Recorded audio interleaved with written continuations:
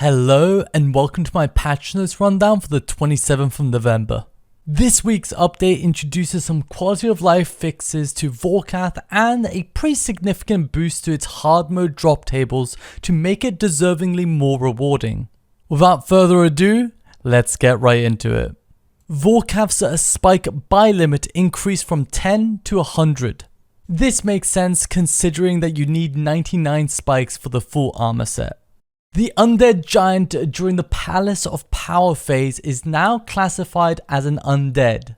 This means effects from Salve Amulet, Undead Slayer perk and Undead Slayer sigil will all work on this mini boss. However, I wouldn't recommend using the sigil since you would want to save it for Vorkath, but it's still a 27% damage boost.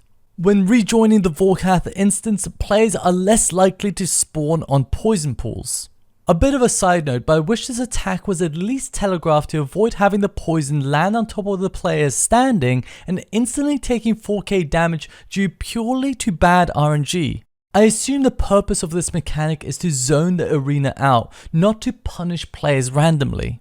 Vorkath's zonal ice breath can now be dodged and familiars will no longer take damage if players avoid the attack. I'm gonna be honest, due to the lack of visual clarity, I have no idea what the hitbox of this attack actually is, and it seems to be pretty inconsistent from my testing. For example, if you stand at max necromancy range directly in front of him, the first ice breath will never hit you even when you don't move, which means that there's probably an undiscovered method where you can safe spot every breath attack, similar to the hand attack during the Blackstone Dragon encounter. Vorkath hard mode loot has been improved. So they've increased the loot quantity by 33%, increased the quality of normal drops, and increased the drop rates of uniques, which all sounds great, but because we don't know all of the exact numbers, I decided to gather some chests to see the difference firsthand.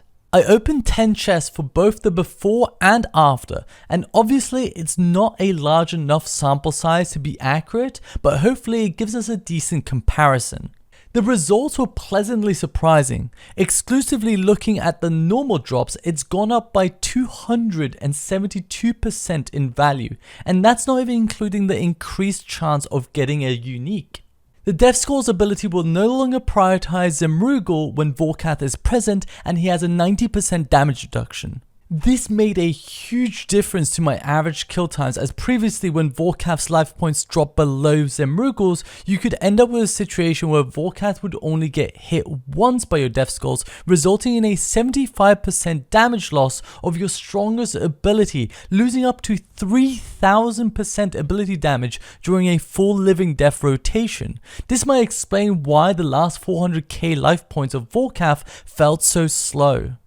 Augmented Dragonlich armor can no longer degrade to dust. Abilities that require necromancy runes or ectoplasm are now available when equipping the Nexus pocket item from your bank. Portable stations can once again be placed inside Fort Thrinthree's workshop. And that's it for this week's patch notes. These were all positive changes to Vorkath, but there's still much more needed, like the click box and visibility of the shielder, the telegraphing of the poison pools, the visual clarity of the ice breath, and a clear voice line indicator for when Zemrugal uses his big damaging abilities like Finger, Volley, and Death Skulls. Anyways, that's it from me. Thank you for watching and take care.